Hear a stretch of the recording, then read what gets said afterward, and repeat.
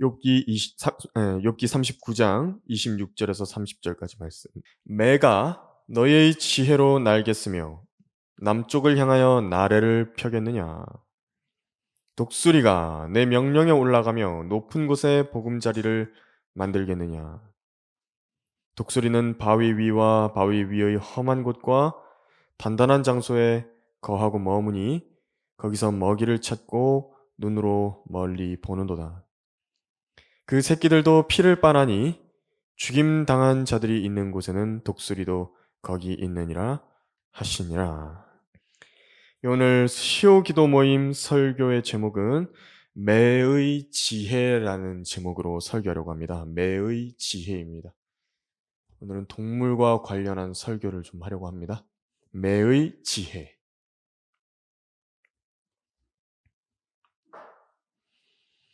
텃세라는 말을 들어보셨을 것입니다. 누군가가 텃세를 부린다 라고 말할 때의 그 텃세입니다. 이 텃새는요, 새의 어떤 특정한 종류가 있는 것이 아니라 다른 곳으로 계절을 따라 이동하는 새들이 있지 않습니까? 근데 그렇게 하지 않고 철새처럼 이동해 다니지 않고 1년 내내 자신의 거처를 옮기지 않는 그 새들의 종류들의 그 집합을 가리켜서 텃새라고 부릅니다. 그러니까 텃새들이 있는 거죠. 이 대표적인 텃새 중에 누가 있냐니까 그 비둘기가 있고요. 까마귀가 있습니다. 요 근래 저희 집 근처에 이렇게 조금 걷다 보면은 까마귀들이 꽤 많이 보입니다. 이 비둘기보다는 거의 등치가 2배는 더 크고요. 한 쌍의 까마귀 부부인 것 같은데 이 까마귀가 이 머리가 좋으니까 아주 요란하게 울부짖으면서 비둘기들을 막 몰아냅니다. 그리고 자기 집을 지어가지고 이렇게 나무들이 되게 높이 솟아있는 나무들이 많이 있거든요. 백향목 같은데 그런데 사이사이에 보이지 않게 그 안으로 쑥 들어가가지고 거기서 자기 자리들을 지킵니다. 퍼덕퍼덕거리면서 날아다닙니다. 그 까마귀들이 자기 자리에서요. 다른 바깥에서 이주해온 새들을 몰아내고요. 아주 자리를 경쟁적으로 지키는 모습을 볼 수 있었는데 아, 텃세를 부린다는 것이 이 말이구나 하는 점을 알 수 있었습니다. 그런 텃세에 비해서 이제 계절에 따라 이동하는 종류의 새들이 있습니다. 오늘 본문에 등장하는 매입니다. 하나님의 말씀에서는 동물들을 빗대어서 하나님의 지혜를 가르치시고 거기에 심겨진 진리를 말씀하시는 경우들이 이렇게 있는데요. 매 역시도 마찬가지입니다. 매는 남쪽을 향하여 나래를 펼칩니다. 이 북반구라 그러죠. 지구에서 이제 적도를 기준으로 해가지고 이렇게 위에 있으면 이 북반구가 아래 있으면 남반구인데 북반구에 사는 새들이요. 이 봄과 여름에는 먹을 것이 여기 북쪽에 많다가 그래서 많아서 이제 풍족한 북쪽으로 올라옵니다. 매도 그렇게 한다 그래요. 그리고 가을과 겨울이 가까워지면 따뜻한 남쪽으로 눈을 돌리고 날아가게 됩니다. 이 계절마다 이동하는 새들을 연구자들이 연구를 해봤습니다. 그리고 이제 새 장에 이렇게 가둬놔 봤다 그럽니다. 그랬더니 계절이 이렇게 바뀔 때가 되면요. 새 장 안에 있는 그 새들이 날개를 막 퍼덕거리면서 자기들이 날아가야 하는 원래 방향을 보고 안절부절하더라는 것을 목격했다라고 합니다. 먹이를 다 주는데도 그렇고 먹이를 풍족하게 주는데도 물도 풍족하게 주는데도 그게 자기들의 이렇게 지혜로 하나님께서 주신 것입니다. 이게 너는 이동해야 된다라고 너는 가야 된다라고 본능적으로 일깨워 주시고 계신 것입니다. 우리에게도 그런 본능을 주셨죠. 우리에게는 거듭난 사람으로서 하늘을 향해서 또 셋째 하늘을 향해서 나아가야 된다라는 그 본능을 하나님께서 주신 것입니다. 하나님께서는 이 새들에게요. 어디를 향해서 날아가야 된다 이 점을 가르쳐 놓으셨는데 이 새들 중에서는 오래오래 나는 새들도 있습니다. 아주 오래 난다 그럽니다. 심지어 대양을 건너는 새들도 있는데 태평양과 대서양을 건너는 새들입니다. 북극 제비 갈매기라는 새가 있는데요. 매해마다요. 어떻게 하냐니까 북극에서 남극으로 이동을 합니다. 그러니까 3만 킬로미터죠. 지구의 끝에서 끝을 오가는 여행을 하는 새입니다. 엄청난 길이를 여행하는 것입니다. 북극에서 남극을 왕복하는 것입니다. 또 태평양 검은 머리 물대새라고 하는 새가 있는데 5천에서 7천 킬로미터에 이르는 거리를 100시간 동안 쉬지 않고 날아간다라고 합니다. 100시간 동안이. 3일 동안 날아가는 거죠. 이런 새들이 이제 새들도 지방이 있지 않겠습니까? 살이 찌니까 지방이 있습니다. 그리고 이렇게 기름이 있는데 그래서 새의 기름으로 해가지고 환산을 해봤다 그래요. 그래서 자동차에 넣는 휘발유도 기름이지 않습니까? 이 두 기름의 효율을 그래서 비교해 본 거라고 합니다. 연비를 따져봤을 때 얼마가 나오는 것이냐니까 약 새의 기름으로 1리터를 뽑게 되면 29만 킬로미터를 갈 수 있는 것입니다. 그러니까 우리가 왜 1리터 채운다 그러면은 연비를 따졌을 때 보통 차가 한 10에서 20km 간다 그러지 않습니까? 저 연비 잘 나오면 뭐 20km 난다 그러는데 지금 이 새가 날아가는 이 효율을 비교를 해보니까 29만 킬로미터가 나오는 것입니다. 1리터에. 그러니까 주님께서 얼마나 위대하게 이 경이롭게 새들을 만들어 놓으신 것입니까? 그리고 들어보신 적이 있는지 모르겠는데 작은 붉은 목벌새라고 하는 벌새가 한 마리가 있습니다. 붉은 목벌새입니다. 이만합니다. 이만합니다. 딱 제 손에 이렇게 첫 번째 마디 정도 사이즈인데 저도 그 육군본부에서 이제 근무할 때 거기서 이제 간부들이랑 등산을 한번 한 적이 있는데요. 거기에 올라갔는데 그 계룡산에 이렇게 올라가 가지고 이렇게 보니까 꽃이에요. 이상한 이런 벌 같은 게 하나 이렇게 떠 있더라고요. 전 벌인 줄 알았습니다. 근데 가까이서 보니까 벌이 아닙니다. 이렇게 날개를 펴 가지고 이렇게 막 계속 젓고 있는데 이 공중에 그냥 떠 있는 겁니다. 이 새입니다. 벌새입니다. 이 부리가 있더라고요, 보니까. 근데 이 벌새, 작은 붉은복 벌새는 10원짜리 하나 정도밖에 되지 않는 몸무게를 가진 작은 새입니다. 이제 꿀을 이렇게 빨아먹고 사는 새인데 봄이 되면 이 작은 새도 1,000km를 비행을 합니다. 24시간을 쉬지 않고 날아서 가는 것입니다. 이것이 과연 진화의 산물입니까? 그렇다라고 한다면 도대체 인간은 얼마나 뒤처진 것입니까? 하나님께서 새들에게 엄청나게 큰 선물을 주신 겁니다. 하나님께서 그 새들을 가르치셨고 어떻게 날아야 되는지 또 어디를 향해 가야 하는지 가르쳐 주신 것입니다. 지혜로운 새들에게 주신 그 지혜처럼 자신이 나아가야 할 길을 우리도 지속해서 나아가야 마땅합니다.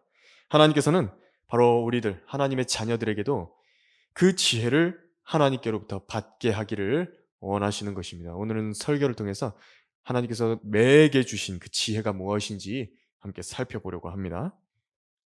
하나님의 자녀가 배워야 할 매의 지혜. 첫 번째, 오래 또 끝까지 비행하기 위해서는요. 버릴 것을 버려야 됩니다. 새들은 하늘을 날기 위해서 하나님께서 적절하게 주신 신체 기관을 갖고 있습니다. 특히 굉장히 특이한 것이 무엇이냐면 뼈입니다. 뼈가요, 굉장히 가볍다고 합니다. 가벼운데 아주 고밀도입니다. 튼튼합니다. 이 뼈에는요, 공기주머니들이 많이 있다 그럽니다. 아주 공간들이 많이 비어 있습니다. 그런데도 단단합니다. 그리고 또 신기한 게 뭐냐면요. 그 뼈 사이에 길이 나 있다 그럽니다. 그래서 새들은 이 폐에서 이렇게 숨을 마시지 않습니까? 그러면 그 신선한 숨을 싹 마실 때 그 숨이 들어가서 뼈를 통과한다 그래요. 뼈를 지나가는 것입니다. 숨이. 아주 신선한 바람이 뼈를 통과하는 것인데, 그래서 온 몸을 공기로 채우는 것입니다. 가볍죠? 가볍습니다. 무슨 신발 광고 같은 것도 보니까 무슨 이렇게 공기로 가득 차 있다고 그러면서 뭐 가볍다 뭐 이런 뭐 패딩 같은 종류들도 이렇게 하는 걸 봤는데 새들은 이미 이걸 갖고 있는 것입니다. 하나님의 지혜죠. 새의 전체 골격 개수는요. 그 뼈 개수죠. 사람이나 다른 동물들에 비해서요. 그 수가 현저하게 적습니다. 그래서 무게를 아주 최소화했고 날아다니는데 적합한 뼈를 가진 것입니다. 또 이제 날아갈 때는요. 사람은 팔 두 개를 이렇게 들고 있으면 아주 힘들지 않습니까? 그런데 이 새들의 뼈는 그 구조가 딱 이렇게 팔을 들었을 때요. 여기에 팔에 이렇게 뼈 구조를 지지할 수 있도록 뼈를 만들어 놓으셨다고 합니다. 그래서 다 걸치고 있는 겁니다. 이렇게 팔을. 이 삼각형 구조로 만들어 두셔 가지고 비행의 그 하중을 아주 잘 견딜 수 있게 만들어 놓으셨습니다. 그리고 새들은 또 날아갈 때 어떻게 하냐니까요. 하얀색 오줌을 눕니다. 날아갈 때. 왜냐하니까 새들이요. 방광이 없습니다. 하나님께서 방광을 안 만들어 놓으셨습니다. 이 방광이 있으면요. 거기에 수분이 모이게 되거든요. 근데 그것마저도 날아가는데 필요하지 않기 때문에 저해가 되기 때문에 몸무게가 늘어나기 때문에 하나님께서는 새들을 잘 날아가게 해주시려고 오줌을 모으지 않도록 또 배설물을 바로 버리게끔 하신 것입니다. 이렇듯이 무언가 하나에 집중하려고 한다면 포기해야 할 것들은 분명하게 생깁니다. 집중하려고 한다면 포기해야 될 게 생긴다고요. 경주에 집중하는 사람들은 모든 무거운 짐을 벗어버리고 인내로 경주를 합니다. 어떻게 무거운 짐들을 자기 어깨에 지워놓고 오래 달리기를 할 수 있겠습니까? 달리기 선수들도 마찬가지죠. 심지어 자기가 입고 있는 그 옷 입고 있는 것도 왜 달리기 선수들이나 이 사이클 선수들 옷 보면요. 그게 좀 특이한 옷이라 그래요. 바람의 저항까지도 이렇게 덜 받게 하는 그 옷을 구비하고 신발 무게까지도 신경 써서 고르는 것입니다. 아예 무게가 느껴지지 않을 정도로 가벼운 것들입니다.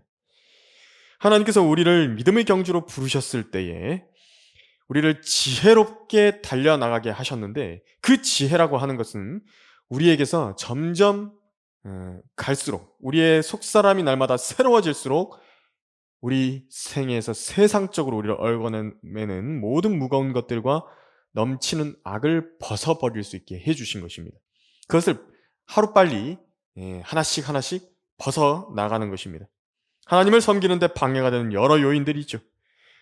점점 더 세상으로 빨려 들어가는 세상과의 그 연결과 관계가 아주 결속이 강해지는 그런 일들, 거기서 자유롭게 해주시려는 것입니다. 하나님께서 믿음의 경주를 어렵게 만드는 것들입니다.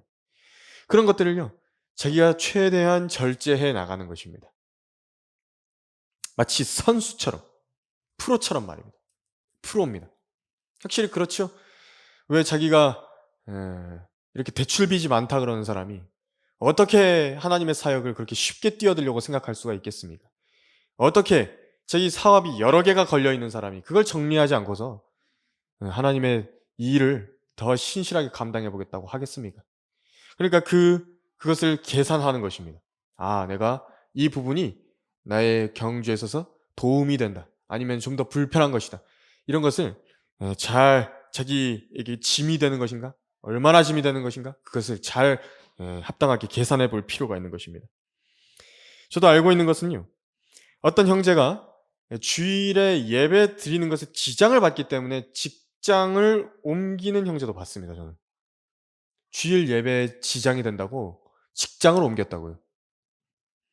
하나님의 말씀을 주중에 공부하기 원해서 평일에 시간을 내려고 자기 직장을 옮기는 형제 자매님들도 보았습니다.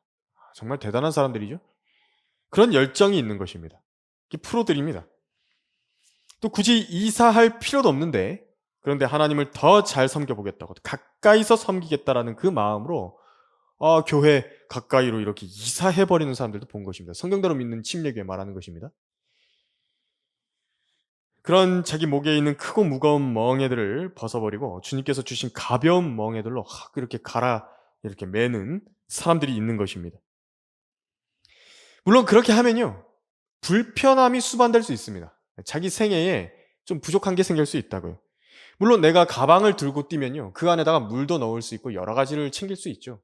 그래서 문제가 생겼을 때 거기서 편리하게 꺼냈을 수 있지만, 가방이 무겁다 그러면 그걸 놓고 달렸던 겁니다. 그러면 거기서 불편함이 당연히 오겠죠. 불편함이란 생기는 것입니다. 그래서 다른 효율을 얻기 위해서 덜 중요한 것들을 버린 겁니다. 하나님께서 새들을 통해서, 매의 지혜를 통해서 보여주시는 것은 바로 그것입니다. 달리는 사람에게 바로 그런 지혜가 필요한 것입니다. 또 성경에서는 그렇게 조금 더 효율을 낼 수 있는 것들도 있고요. 또 경주를 위해서 버려야 마땅한 것들을 말씀하신 것이 있습니다. 나의 경주에 도움이 안 되는 것들이 여럿 있습니다. 이게 뭐냐니까, 내 과거가 그렇습니다. 과거를요, 잊어버려야 된다고. 바울 같은 경우에도 자기의 그 유익하던 것들 있죠. 자기에게 유익하던 것들. 그래서 그리스도를 위하여 다 손실로 여겼다라고 했습니다. 심지어 배설물로 여긴 겁니다. 마치 새가 날아갈 때 그걸 버리고 날아가듯이, 배설물을 버리고 날아가듯이 그렇게 하는 것입니다. 이전에 내가 잘한 일이든 못한 일이든 일단 그것은 과거입니다. 계속 앞을 보고 쫓아가려고 한다면 과거에 얽매여서는 안 됩니다. 그러니까 과거를 보고는요, 물론 우리가 교훈을 배울 수 있습니다. 하지만 우리의 간증과 믿음은 새로워져야 되고요, 속사람은 날마다 새롭게 되어가야 되는 것입니다. 형제들아, 나는 내가 붙잡은 것으로 여기지 아니하노라. 다만 한 가지 일, 즉 뒤에 있는 것은 잊어버리고 앞에 있는 것들에 손을 뻗쳐 그리스도 예수 안에서 하나님의 고귀한 부르심의 상을 위하여 그 표대를 향해 쫓아갈 뿐이라 그랬습니다.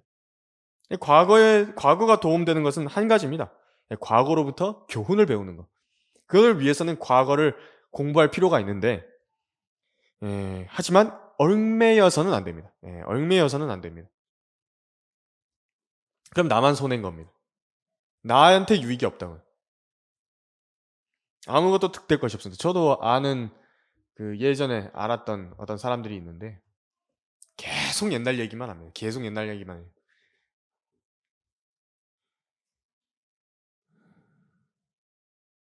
그리고 그것이 자기의 현재 믿음인 줄 아는 겁니다. 그래서 그런 성공에 관한 부분이든 실패에 관한 부분이든요, 나의 비참한 실패와 패배의 모습들이라 할지라도 그 과거입니다. 이 일을 위해서 예수님께서는 우리로 어떻게 하게 하셨냐니까, 절뚝거리는 다리를 고쳐주신 것이고 다시 힘을 얻게 하시고 다시 달리게 해주신 것입니다. 우리 양심을 정결케 해주셨죠. 예수 그리스도의 그 보혈을 통해서, 그 희생을 통해서 해결해 주신 것입니다. 그 생명이 바로 나의 그 잘못을 위해서 흘려졌다. 그렇기 때문에 내가 다시 내 죄를 위해서 흘려졌다. 그러니까 내가 다시 뛸 수 있다. 다시 기억하고, 그것을 위해서 주님께서 죽으셨기 때문에 다시 일어나라고 주님께서 응원하시는 것이죠. 다시 경주라인에 올라와서 뛰라고 하시는 것입니다. 바로 지혜가 여기에 있습니다. 반드시 얻어야 할 것을 얻기 위해서 덜 중요한 것들을 희생할 수 있는 것, 그리고 과거에 얽매이지 않는 것. 과거는 과거입니다. 내가 남쪽을 향해 나래를 펴고 하나님께서 주신 지혜로 날아가듯이 자신의 짐을 가볍게 만드시길 바랍니다. 세상을 향해 잡아당기는 그 중력이요, 여러분의 비행을 추락시키지 못하도록, 날아가는 중간에 지치지 않도록, 쓰러지지 않도록 그렇게 하시길 바랍니다. 하나님의 자녀가 배워야 할 매의 지혜 두 번째로, 그 새들의 몸에 입혀주신 깃털들을 생각해 보시길 바랍니다. 보통 새들의 깃털의 종류가 얼마 정도냐니까요. 한 가지 보통의 새들에 있어서 대부분 이렇습니다. 7가지라고 합니다. 7가지의 깃털 종류가 있습니다. 한 새에. 매도 마찬가지입니다. 이 첫 번째로는 날갯깃이라는 게 있습니다. 이것은요, 날개 부분에만 자라나는 특별한 깃털입니다. 특히 좀 더 다른 깃털 종류보다도 빳빳합니다.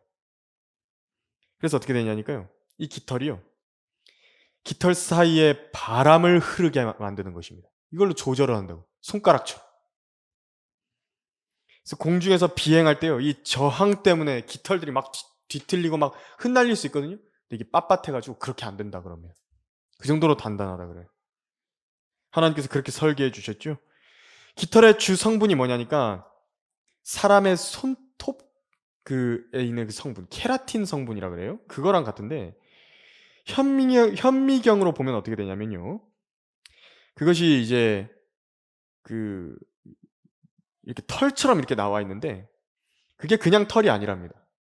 이게 현미경으로 보면 갈고리들이 이렇게 있는 털이라고 합니다. 그래서 기축이 이렇게 있으면요. 그 깃털 보신 적 있는지 모르겠는데 깃털에 보면 이렇게 기축이 이렇게 쭉 나와 있거든요. 그 사이에 이렇게 털이 이렇게 쭉쭉쭉쭉 나와 있습니다. 근데 그 털을 이렇게 현미경으로 확대해 보면 거기에 이렇게 갈고리들이 있어요. 사실 서로가 서로를 이렇게 탁탁탁 맞물려 가지고 이렇게 이어져 있다 그럽니다. 그래서 아주 단단하다 그럽니다. 매나 독수리들은요. 그 날개의 제일 첫 번째 날개 깃이 있습니다. 그리고 두 번째 날개 깃이 있습니다. 이 두 가지를 가지고요. 바람을 읽는다 그래요. 바람의 방향이 어딘지, 어디로 흘러가고 있는지 이걸 읽는다 그럽니다. 또 두 번째는 꼬리깃이 있습니다. 날개깃이 있고요. 이제 이 엉덩이 부분에 달려 있는 꼬리깃이 있는데 성질은 이제 날개깃이랑 좀 비슷한데요. 부채꼴 형태로 나오게끔 되어 있습니다. 이거 어떻게 되어 있냐니까 이 날갯깃은 손톱처럼 이렇게 손가락처럼 모양으로 되어 있는데 날갯깃은 이렇게 부채 모양으로 이렇게 쫙 펴져 있다 그래요. 그래서 아주 정밀한 방향타가 돼줍니다. 방향을 잡아요, 얘는. 이 뒷꼬리 날개로 방향을 잡는 것입니다. 이걸 보고 뭐가 배웠냐니까 비행기가 새들의 이 꼬리 날개를 보고 그 방향 조절을 뒤에서 하는 것입니다. 뒷꼬리 날개 가지고. 이 꼬리깃도요, 규칙이 있다 그래요. 6쌍의 깃털만 나옵니다. 딱 6개만 주는 것입니다. 비행을 하지 않는 새들에게는 하나님께서 대신해서 화려한 장식으로 주셨습니다. 예, 공작 같은 새들 있지 않습니까? 공작 같은 새들은 막 높이 날지 않기 때문에 그 꼬리깃이 아주 아름답게 되어 있다고요. 세 번째는 이제 몸깃이라고 하는 몸통 부분에 덮이는 깃털이 이제 나오는데 이것은 이제 꼬리깃이나 날개깃과는 좀 다릅니다. 몸통 전체에 이렇게 둥그런 이 몸의 형상을 만들어내는 그 몸깃인데요. 매우 매끄럽고 유선형으로 만들게 난다 그럽니다. 이 형태가 어떠냐니까 기와 지붕처럼요. 이렇게 착착착착착착 겹쳐가지고 이렇게 올라간다 그래요. 그리고 제일 바깥에 있는 몸통깃, 가장 바깥에 이렇게 덮어주는 몸통깃은 방수 기능이 있습니다. 그러니까 속털이요 안 젖어요. 이 깃털 때문에. 안쪽으로 이제 이 몸깃 안쪽으로 들어갈수록 깃털이 점점 부드러워지고요. 보온 기능을 해줍니다. 그리고 이 몸깃, 이것은요, 몸을 유지한 이 몸깃은 하나님께서 새의 종류에 맞춰가지고 색깔을 아름답게 만들어 놓으신 것입니다. 각 새한테 그 특징들을 다 부여해 주신 것입니다. 그리고 이제 그렇게 등 쪽에 날개랑 연결되는 곳에 덮깃이라고 있는데요. 이것은 이제 좀 다른 깃털입니다. 날개를 에어포일이라는 그 형태로 만들어준다고 하는데 이게 지금 유체역학적으로 에어포일이라는 뭐 이런 용어가 있다 그래요. 그게 뭐냐니까 비행기 날개 단면 모양입니다. 그러니까 약간 물고기 모양으로 이렇게 생겨 있는 그 모양을 말하는 건데 그걸 만들어주는 덮개 날개가 여기에 이렇게 탁 펼쳐져 있는 겁니다. 그것이 이제 양력을 만들어내는 힘을 줍니다. 띄우는 겁니다. 그 새를. 공기역학의 핵심이죠. 하나님께서 지혜로 달아놓으신 것입니다. 그리고 이제 또 다른 깃털 종류가 있는데 반솜털깃, 이제 몸깃 아래에 있는 깃털들입니다. 몸이 이렇게 새 모양이 이렇게 있다 그러면 이제 바깥에 몸깃이 있었으면 그 아래에 반솜털깃, 깃대는 있지만 이제 조금 더 폭신한 단열 구조를 가진 보온재입니다. 그 아래에 이제 완전히 살이랑 붙어 있는 완전 솜털깃이 있습니다. 근데 이 털 때문에요, 새들이 거의 추위를 안 탄다 그럽니다. 이게 너무 따뜻해 가지고 추위를 안 태. 그 펭귄들이 이 털 때문에 그 혹한의 추위 가운데서도 사는 겁니다. 그다음에는 이제 실깃이라는 것도 있습니다. 이 수염 역할을 합니다. 수염 역할을 하는 그런 깃이 있는데, 이걸 가지고 방향과 균형을 잘 잡을 수 있는 그런 걸 주셨고요. 그리고 또 강모깃이라는 것이 이제 마지막으로 있습니다. 이게 일곱 번째입니다. 긴, 이 뻣뻣하고 긴 이 깃털인데 주로 새들의 머리에 달려 있고, 그래서 왜 가끔 보면은 새들, 신기한 새들 이렇게 사진 보면 이렇게 막 사람처럼 이렇게 눈썹이 이렇게 있고 막 되게 멋있게 막 이렇게 막 나 있는 이 새들이 있거든요. 그게 강모깃입니다. 하나님께서 자기 취향대로 만들어 놓으신 것입니다. 그래서 하나님께서는 새들에게 아주 좋은 깃털을 선물해 주셨죠. 그래서 욥기 40장 13절에서도 너는 좋은 날개를 공작 새들에게 주겠으며 날개와 깃을 타조에게 주겠느냐, 그렇게 되어 있습니다. 하나님께서 주신 것입니다. 하나님이 다 만들어 가지고 주신 것이라고. 대단하신 분입니다, 하나님께서. 이 하나님의 지혜로 고안된 이 깃은 비행과 생존에 반드시 필요한 것입니다. 또 새들의 고유의 아름다움을 나타내 보여주는 도구가 되는 것입니다. 형형색색의 아름다운 색상의 새들입니다. 우리들도 하나님께서 주신 지혜로 매와 같이 하늘을 난다라고 한다면 무장해야 하는 하나님께서 주신 좋은 선물이 있습니다.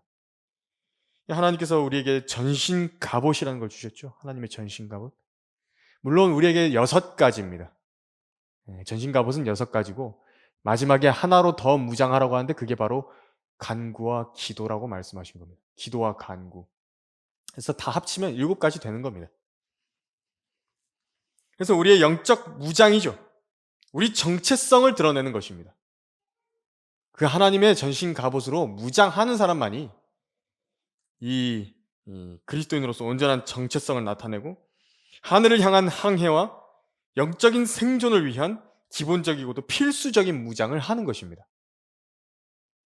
여기서 한 종류의 갑옷이라도 누락이 된다고 한다면요, 필요한 새들에게 필요한 깃털 중에 한 종류를 없애버리는 것과 마찬가지입니다. 영적 생명에 아주 치명적인 것입니다. 하나님께서 어떤 것을 만드시고 창조하실 때는요, 완전성을 부여하셔서 만들어 놓으셨기 때문에 거기서 하나라도 누락이 되면 문제가 생기는 겁니다. 왜 우리도 몸 중에서요, 뼈 하나만 조금 어떻게 잘못돼도 당장 생활에 다 지장이 되지 않습니까? 그렇게 몸을 하나님께서 딱 하나의 유기체로 만들어 놓으신 겁니다. 완전성을 부여하신 겁니다. 하나님께서 허락하신 지혜를 통해서 우리가 이 경주를 잘 달려나가기 원한다라고 한다면 진리의 허리띠가 뭔지 배워야 됩니다. 의의 흉배가 뭔지 배워야 된다고.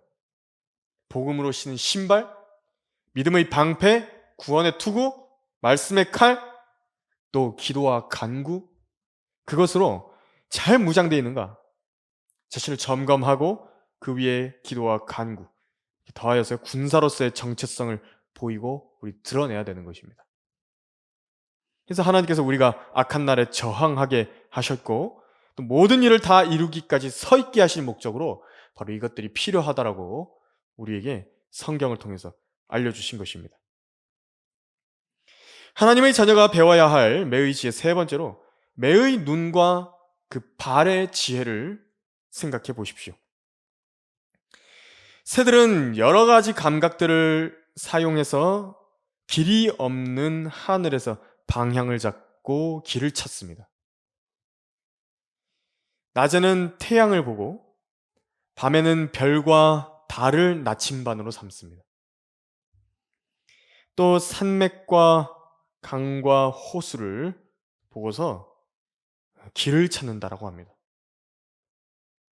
또 어떤 연구자들이 찾아낸 바로는요, 새들이 눈 자체에요, 자기장 감지기를 갖고 있다라고 이야기하는 사람들도 있습니다. 그래가지고 지구에는 이렇게 자기장이 흐르고 있는데 그것을 그 눈에서요, 눈으로 그 자기장을 보는 것과 마찬가지인 겁니다. 자기장을 감지를 해서 어느 방향이 북쪽인지 남쪽인지를 아는 것이라고. 매나 수리 같은 조류들은 특히 눈이 좋죠. 이 눈은요, 시야각 자체가 넓습니다. 사람은 자기 전면에서 수평의 한 180도 정도밖에, 그리고 수직으로는 이렇게 수평으로 이렇게 180도 정도, 수직으로 한 120도 정도밖에 이렇게 못 보는데, 이 조류들은 어떠냐니까 거의 구형으로 이 300도까지 볼 수 있습니다. 이렇게 원형으로 300도까지 보는 겁니다. 동시에 자기 머리 거의 뒤까지 볼 수 있는 겁니다. 뒤통수까지 볼 수 있는 겁니다. 보통 사람보다도요, 시력이 얼마나 좋냐니까 이 매 종류, 매와 수리 종류가 4배에서 8배 정도 뛰어난 시력을 가졌고요. 타조 같은 경우에도 눈이 좋은데 약 20km 밖에 떨어진 물체의 움직임을 볼 수 있는 그 눈의 시력을 갖고 있습니다.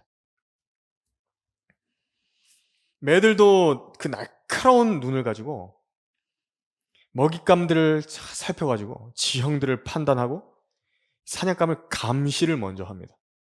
그리고 이제 공격하는 것이거든요. 단순히 날개만 달려가지고 높이 날 수 있다. 그것은 아무 도움이 안 됩니다. 왜냐하면 거기서 시력이 뒷받침되지가 않으면요, 그 속도와 자기가 착지해야 되는 장소 이런 거를 제대로 볼 수가 없는 겁니다. 그럼 착지하다가 떨어져 죽는 겁니다. 다치고 먹잇감도 볼 수 없고요, 위험도 감지할 수가 없는 겁니다. 눈이 좋아야 된다고요. 먹잇감을 발견하게 되면요, 송골매라고 들어보신 적 있는지 모르겠는데 매 종류의 한 종류입니다. 하늘에서 이제 낙하를 시작합니다. 시속 120km로 시작합니다. 쫙 내려가다가 최고 속도에 이르렀을 땐 320km까지 내려간다 그래요. 그래서 그것을 먹잇감을 향해서 박치기를 하는 겁니다. 표적을 향해서 정확하게 쏘는 겁니다. 그리고 충돌시켜서 상대를 기절시키고 날카로운 부리와 발톱으로 사냥감을 이제 사냥하는 것이죠. 매에게 있어서 시력이 중요하듯이 그리스도인들에게 있어서도요, 영적 시력이라는 게 대단히 중요합니다. 영적 분별 능력을 말하는 것이고 보이지 않는 것을 바라볼 수 있는 눈을 말하는 것입니다. 믿음의 눈이죠. 하나님의 말씀에 기록된 사실 그 자체로 바라볼 수 있고 판단할 수 있는 능력을 말하는 것입니다. 그래서 우리의 눈은 이미 수십 년 후에 일어날 일들, 또 수천 년 이후에 일어날 일들까지도 미리 바라볼 수 있는 겁니다. 대비할 수 있다고. 우리 방향을 잡을 수 있는 겁니다. 내가 어떻게 살아야 된다. 우리의 분별력은 또 피아를 식별할 줄 알아야 되죠. 저 상대가 마귀 자식이냐 아니면은 그리스도인이냐, 상대가 위험이 되는 포식자인지 아니면 내가 잡아야 되는 먹잇감인지 분별을 해야 되고, 또 어떤 곳이 나의 안식처인지 아니면 어떤 곳이 위험한 곳인지 분별할 줄을 알아야 하는 것입니다. 그래서 새 사냥꾼들이 걸어놓은 덫이 도대체 어디에 있는지 기민하게 판단을 할 줄 알아야 되는 것입니다. 알아야 되는 것입니다. 그래서 이 감각을, 이 시력을, 영적 시력을 증진을 시켜야 되는 것이죠. 이 영적 분별력은요, 죄에 대해서 민감한 감각을 말하는 것입니다. 성경은 분명하게 말씀하시기를 이 영적 시력을 단련할 수 있는 것인데, 하나님의 말씀을 통해서 자신의 감각들을 단련할 수 있다라고 말씀하신 것입니다. 자기 자신을 비치신 하나님과의 그 말씀의 교제 가운데로 자주 나아가게 하는 사람, 하나님의 말씀을 더 깊이 묵상하고 내가 읽었던 그 말씀을 붙들고, 이것이 이렇게 나의 마음 안에 있는 모든 부분들을 비추는구나. 그것을 계속해서 단련하는 사람들은 자기 시력을 강화시키는 것입니다. 영적 분별력을요, 강화시킨다고요. 그래서 그것이요, 이야기하지 않아도 이게 분별이 됩니다. 감각이요, 딱 느껴진다고요. 신경이. 저 사람 지금 죄를 짓고 있다. 저 사람 지금 거짓말하고 있다. 저것은 어떤 마음에서 나오는 말이다. 이런 것이 분별이 된다고요.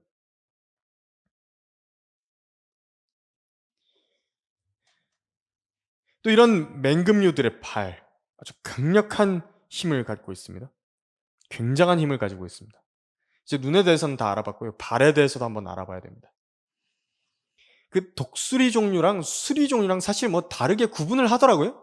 그러니까 보니까 이게 그 독수리 종류 같은 경우에는 대머리 독수리 쪽을 이야기하는 것이고, 수리 종류는 조금 그 종류가 다르다고 하더라고요. 이 분류할 때에. 수리 종류, 또 일부 매 종류, 조금 큰 매 종류, 먹잇감들과 충돌하는 대신에요. 어떻게 이들을 사냥하냐니까. 그 먹잇감들을요, 잡아서 하늘로 올라갑니다. 그리고 위에서 던져버립니다. 그래가지고 떨어뜨려가지고 사냥해서 먹는 것입니다.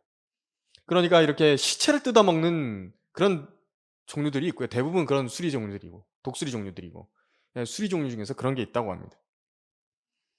성인 남성의 악력의 몇 배냐니까 17배입니다. 그러니까 성인 남자가 이렇게 꽉 쥐는 힘에 17배의 압력으로 쥘 수 있다고요.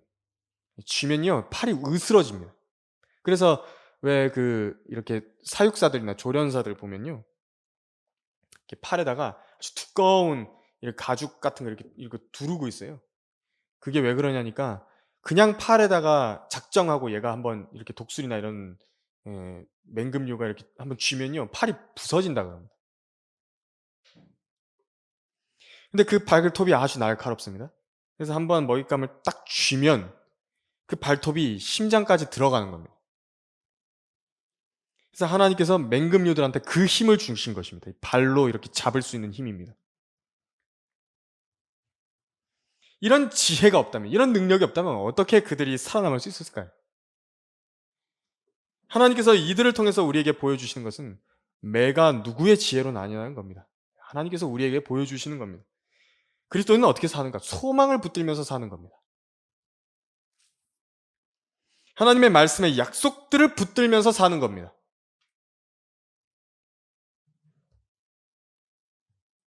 맹금류를 기르는 바로 그 조련사들이 자기들을 이 발톱으로부터 보호하기 위한 정도로 이렇게 꽉 쥐는 그 힘이 있는 것처럼 하나님께서도 우리에게 권면하시는 겁니다. 믿음의 선한 고백을 붙들라. 그 확신을 붙들라. 우리가 손에 힘이 빠질 때도 있겠죠. 그런데 그때 다시 기도하고 하나님께로부터 힘을 주시라고 말씀드려야 되는 것입니다. 제 육신으로 붙드는 것이 아니라 하나님의 그 도우심을 통해서 하게 해주시라고. 믿음과 선한 양심을 붙들라고 했습니다. 하나님 앞에 자신이 서서 자기 자신을 설명하게 될 것이라는 그 믿음으로 인한 선한 양심이죠. 그것을 붙들어야 되는 것입니다. 날마다 새롭게 가지는 것입니다. 아침에 탁 일어나면 마치 매가요, 아침 찬란한 해가 떠오를 때에 자기를 그 햇볕에 일광욕시키면서 하루를 시작하듯이 그때 다시 한번 새롭게 하는 것입니다. 자신의 소망을 쥐는 것입니다. 아, 주님께서 밤에 내가 자는 동안에 다시 오지 않으셨구나. 예수님께서 오지 않으셨구나. 내가 그러나 오늘 예수님께서 오실 거라고 생각하고 하루를 살겠다. 내가 기도로 하루를 시작하겠다. 그렇게 하늘을 향해서 시작하는 것입니다. 내가 하나님께 상을 받기 위해서 오늘 잘 준비된 것인가? 나는 오늘 주님의 오심을 기다리는 사람인 것인가? 나는 오늘 그리스도의 심판석 앞에 설 준비가 된 사람인 것인가? 날이 갈수록 그 확신은 더더욱 커지고 그 소망은 더 굳건하게 붙들어져 가지고요, 손에서 떨어지지 않는 소망처럼 만들어야 되는 것입니다. 굳게 붙들어야 됩니다. 꽉 잡아야 된다고요. 그것이 매가 가지고 있는 지혜입니다. 오늘 설교를 결론을 지으면 여러분들의 그 두 날개를 펴시기 바랍니다. 이게 뭐냐면 하나님께서 두 팔로 하늘을 높이 향해서 들어올리는 그 기도를 말하는 것입니다. 독수리들은 그 기도의 용사를 상징합니다. 믿음의 용사를 상징하는 것입니다. 다시 한번 하나님께 자신의 두 팔을 들어 올려서 기도를 드림으로 인해서 자신의 영적인 힘을 공급받는 것입니다. 독수리입니다. 자기의 힘을 새롭게 한다고요. 주를 앙망하는 사람입니다. 우리의 본향에 이를 때까지 그 두 팔을 높이 들고 있어야 되는 것입니다. 신이 하나님께서는 성령 하나님의 역사하심과 또 자신의 바람을 보내셔서 도우시는 것입니다. 성령 하나님께서는 바람에 의해 펴시죠. 그 자신의 영으로 우리들을 태워서 나르시는 겁니다. 우리는 팔을 들고 있어야 됩니다. 하나님께서 주신 민감한 영적 감각기관들 사용하십시오. 영적 분별 능력. 하나님의 역사를 읽을 수 있다고요. 그 바람이 흘러가는 것을 하나님께서 주신 그 영적인 감각들을 통해 가지고요. 읽을 수 있다고요. 세상 풍파를 뚫고 앞으로 나아갈 수 있는 바로 그 하나님께서 주신 선물들을 잘 활용하십시오. 특히 하나님의 전신갑, 그것으로 무장하십시오. 모든 일을 다 이루기까지 끝까지 서 있게 되시길 바랍니다. 이 경주에서 이탈해 나가지 마십시오. 소망을 붙들어 매십시오. 하나님께서는 미물인 한갓 매라든지 또 다른 새들이라든지 이 세상에 있는 어떤 창조물들보다도 하나님의 자녀들인 우리들에게 관심이 더 있으시고 그들보다 더 뛰어난 지혜로 덧입혀 주시기를 원하시는 것입니다. 모두 예수님의 면전에 다다를 때까지 온전한 비행이 되시기를 바랍니다. 오늘 설교를 마치겠습니다.